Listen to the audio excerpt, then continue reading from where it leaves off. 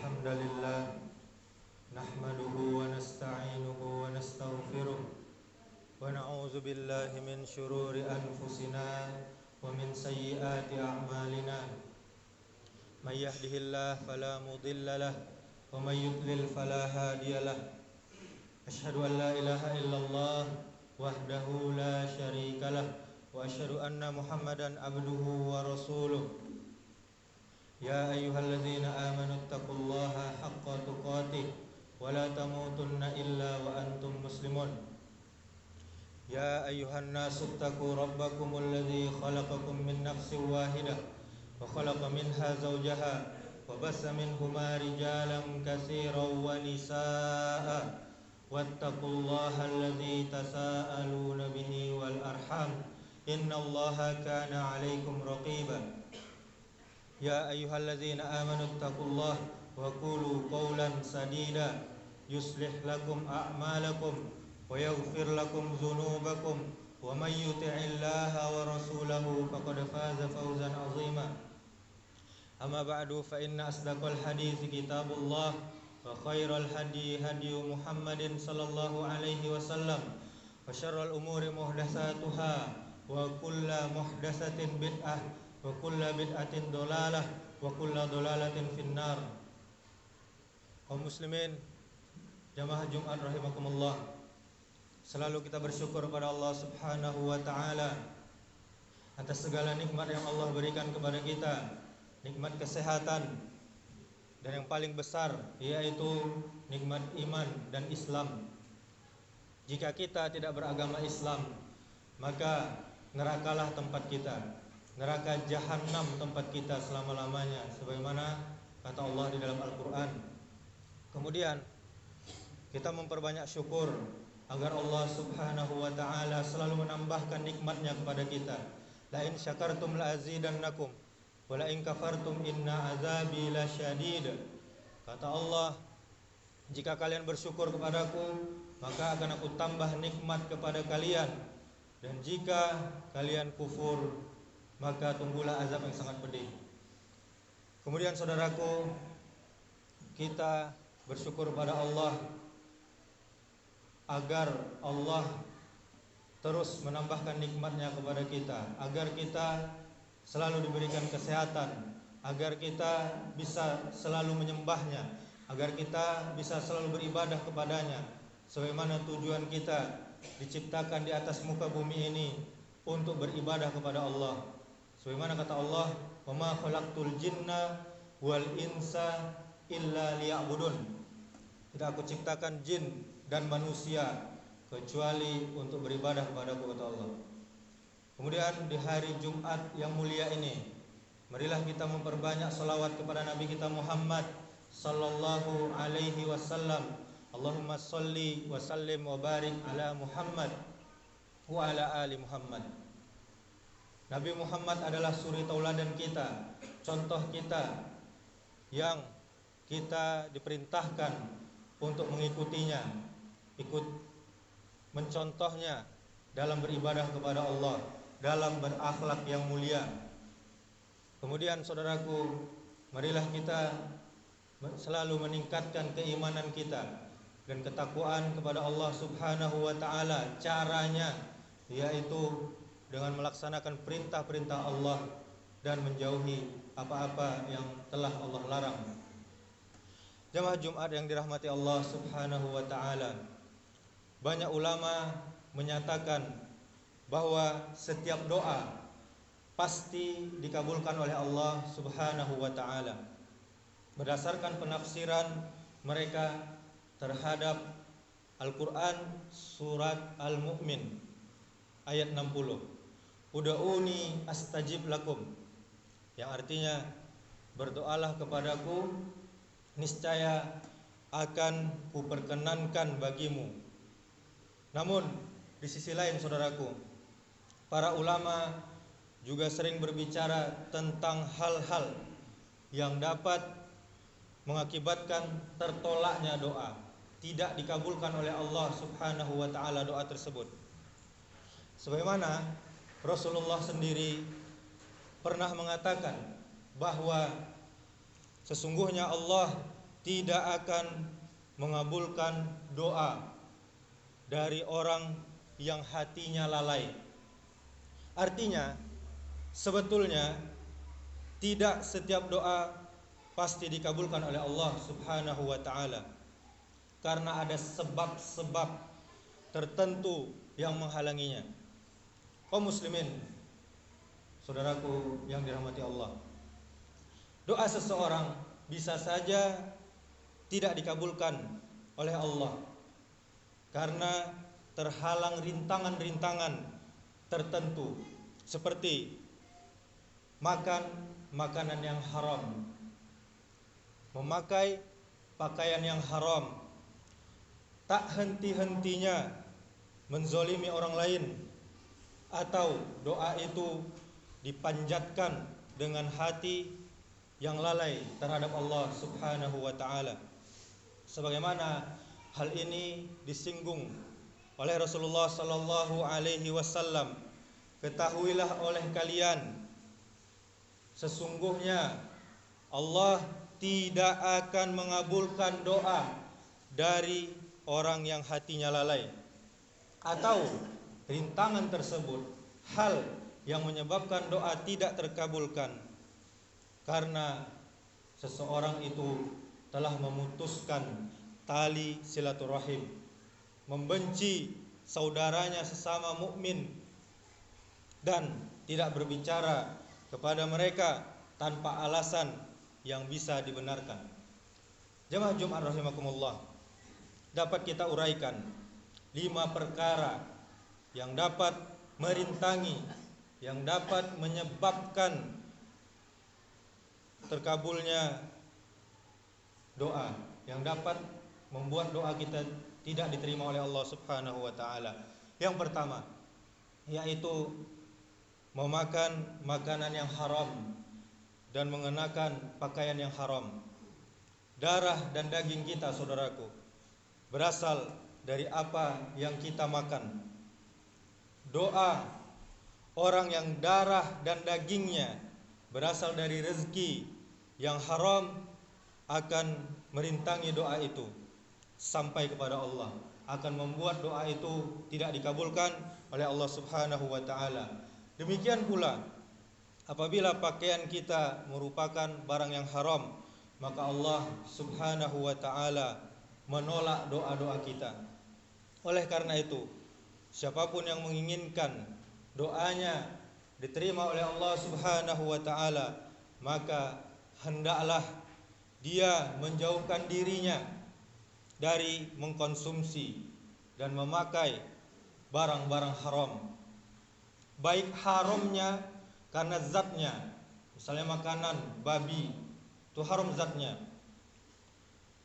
atau karena proses mendapatkannya dengan cara yang haram, dengan cara mencuri, dengan cara riba, dan lain-lain hal-hal yang dilarang oleh Allah Subhanahu wa taala. Hal ini berdasarkan dari hadis Rasulullah sallallahu alaihi wasallam yang diriwayatkan oleh Abu Hurairah, sebagaimana datang seorang lelaki yang melakukan perjalanan yang jauh, perjalanan yang panjang, sehingga badannya dipenuhi debu, lusuh. Kemudian dia mengangkat tangannya ke langit sambil menyeru, "Ya Rabb, ya Rabb, ya Allah, ya Allah." Sedangkan makanannya makanan yang haram, minumannya haram, pakaiannya haram, dan dia hidup dengan yang haram. Bagaimana Allah Subhanahu wa taala mengabulkan doanya? Kemudian yang kedua, hal-hal yang merintangi doa, yaitu tak henti-hentinya berbuat jahat kepada orang lain, menzolimi orang lain.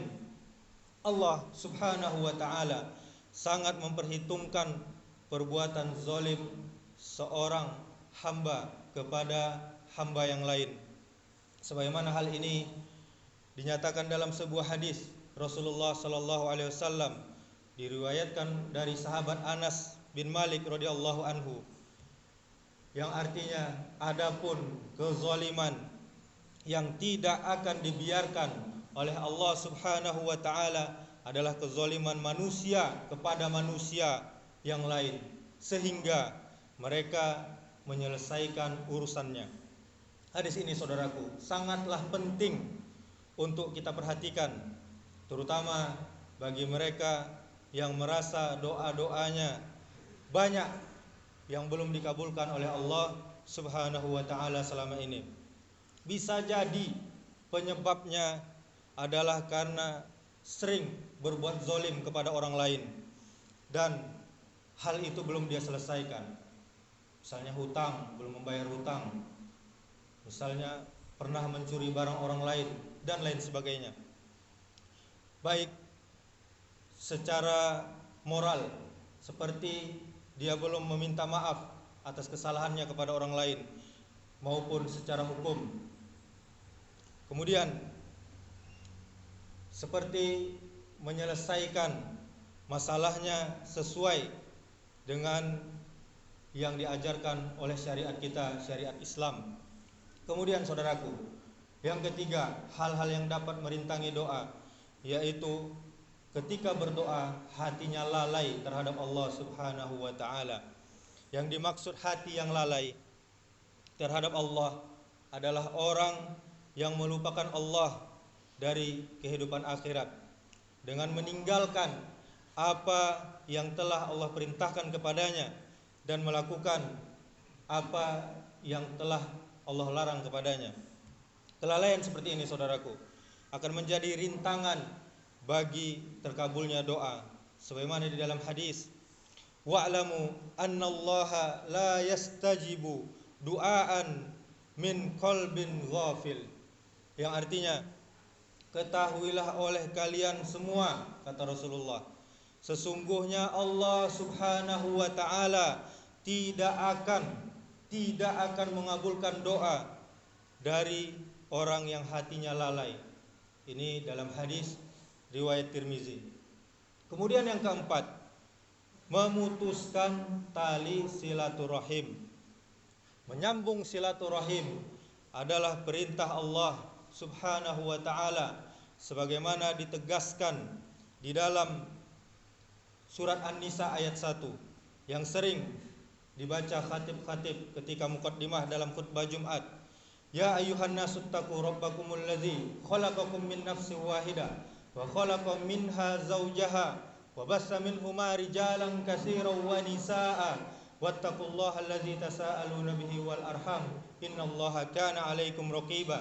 Wahai sekalian manusia, bertakwalah kalian kepada Allah Subhanahu wa taala yang telah menciptakan kalian dari seorang diri, dan daripadanya Allah menciptakan istrinya yaitu Adam dan Hawa, dan dari keduanya Allah Subhanahu wa taala mengembangbiakkan laki-laki dan perempuan yang banyak.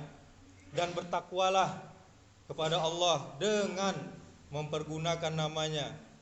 Kamu saling meminta satu sama lain dan peliharalah hubungan silaturahim. Sesungguhnya Allah Subhanahu wa taala selalu menjaga kalian dan mengawasi kalian. Dalam surah An-Nisa ayat 1. Jamaah Jumat rahimakumullah. Oleh karena itu, orang-orang yang memutus silaturahim, dia tidak menganggap ayahnya lagi, dia tidak menganggap ibunya lagi, dia tidak menganggap saudara-saudara kandungnya lagi. Orang seperti ini dia sama saja dengan orang-orang yang lalai kepada perintah Allah Subhanahu wa taala. Dengan demikian, doa mereka kepada Allah terkendala oleh persoalan silaturahim ini. Kemudian yang kelima, membenci saudaranya sesama muslim dan tidak berbicara dengan mereka tanpa alasan yang bisa dibenarkan. Membenci kepada sesama muslim sangat bertentangan dengan larangan-larangan di dalam Islam, sebagaimana Rasulullah SAW pernah bersabda, janganlah kalian sering membenci, saling mendengki, saling membelakangi, dan saling memutuskan hubungan. Wahai hamba-hamba Allah, hendaklah kalian bersaudara. seorang muslim tidaklah dihalalkan untuk mendiamkan sesama muslim yang lain lebih dari 3 hari. Ini hadis riwayat Bukhari dan Muslim.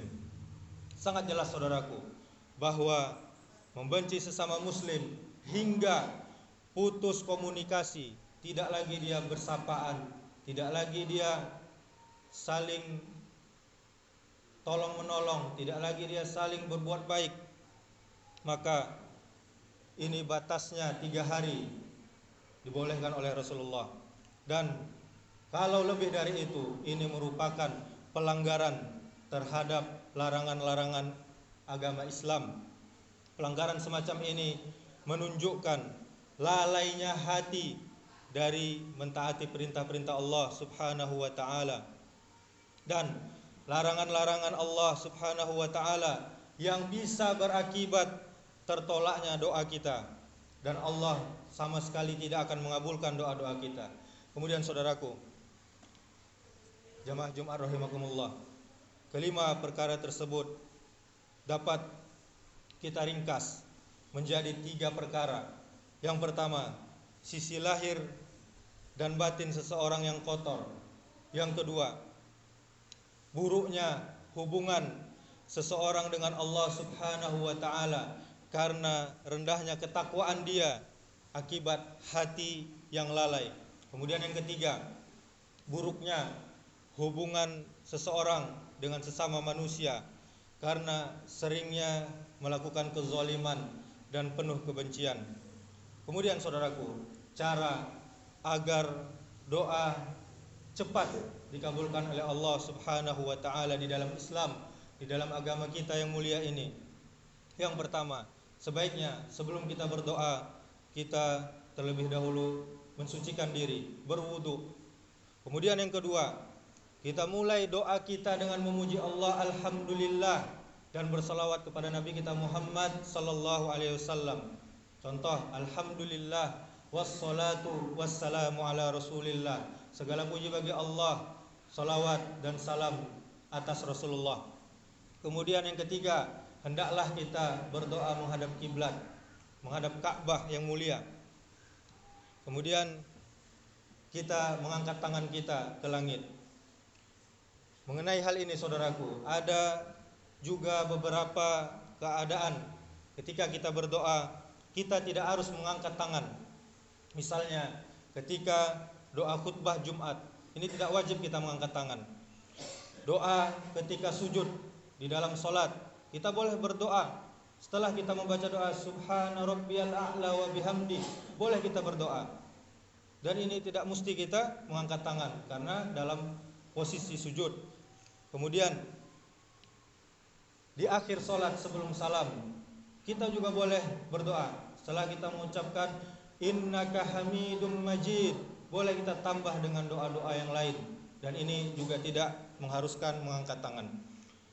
Kemudian yang keempat, hendaklah ketika berdoa kita memelankan suara dan tidak terburu-buru. Kita hindari berdoa dengan suara yang keras, apalagi dengan nada bentakan, karena kita meminta kepada Allah Subhanahu wa taala yang As-Sami', yang Maha mendengar. Dan kita hindari terburu-buru dalam berdoa. Contohnya yaitu, ya Allah, kenapa doa saya belum dikabulkan? Ya Allah, lama sekali doa saya dikabulkan. Ini adalah hal yang harus kita hindari karena terburu-buru dalam berdoa. Dan teruslah kita ulangi doa-doa kita saudaraku setiap hari, seperti layaknya sepeda yang terus menerus kita dayung, dan kita akan sampai juga kepada tujuan. Kemudian yang kelima, berdoa penuh harapan. Sebagaimana kita lihat anak kecil ketika dia meminta sesuatu kepada orang tuanya, dia merengek, dia meminta-minta, dia menangis. Harusnya kita kepada Allah Subhanahu wa taala lebih bisa untuk merengek, lebih bisa untuk menangis, meminta dan memohon kepada Allah Subhanahu wa taala.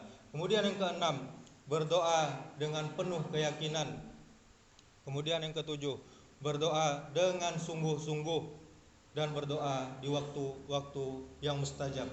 Di antara waktu-waktu yang mustajab yaitu antara azan dan iqamah.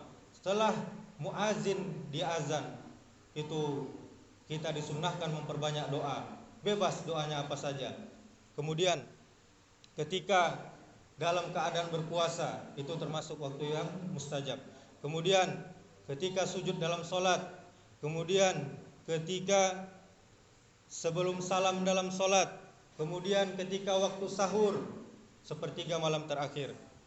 Semoga kita termasuk orang-orang yang dijaga oleh Allah Subhanahu wa taala dari kelima perkara tadi, sehingga doa-doa kita yang baik dapat diterima dan dikabulkan oleh Allah Subhanahu wa taala. Aqulu qouli hadza wastaghfirullah li wa lakum wa lisairil muslimina innahu huwal ghafurur rahim.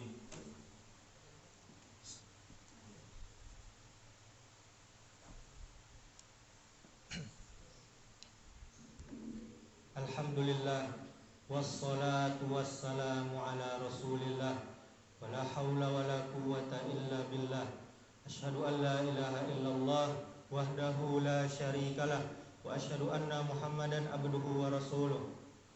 Qala Allah Ta'ala ya ayyuhalladzina amanu taqullaha haqqa tuqatih wa la tamutunna illa wa antum muslimun. Summa qala Allah Ta'ala wal 'asr innal insana lafi khusr illa alladzina amanu wa 'amilus shalihat wa tawasaw bil haqqi wa tawasaw bis sabr. Allah Subhanahu wa taala telah bersumpah demi masa, sungguh seluruhnya manusia berada dalam kerugian kecuali orang yang beriman, orang yang beramal soleh, orang yang saling menasihati dengan benar, dan orang-orang yang saling menasihati dengan sabar. Innallaha wa malaikatahu yusholluna 'alan nabi ya ayyuhalladzina amanu shallu 'alaihi wa sallimu taslima. Allahumma shalli ala Muhammad wa ala ali Muhammad kama shallaita ala Ibrahim wa ala ali Ibrahim wa barik ala Muhammad wa ala ali Muhammad kama barakta ala Ibrahim wa ala ali Ibrahim innaka Hamidum Majid. Allahumma ighfir lil muslimina wal muslimat wal mu'minina wal mu'minat al ahya'i minhum wal amwat innaka sami'un qaribun mujibud da'wat ya qadiyal hajat. Allahumma arinal haqqa haqqan warzuqna ittiba'ah wa arinal batila batila warzuqna ijtinabah. Allahumma inna nas'alukal huda wat tuqa wal afafa wal ghina. Allahumma inna nas'aluka ilman nafi'an wa rizqan thayyiban wa amalan mutaqabbala. Allahumma ya muqallibal qulub tsabbit qulubana ala dinik. Rabbana hab lana min azwajina wa dzurriyyatina qurrata a'yun waj'alna lil muttaqina imama. Rabbana atina fid dunya hasanah wa fil akhirati hasanah wa qina adzabannar. Ibadallah, innallaha ya'muru bil adli wal ihsan wa ita'i dzil qurba wa yanha 'anil fahsya'i wal munkari wal baghi ya'izukum la'allakum tadhakkarun wa la dzikrullahi akbar. Aqimis shalah.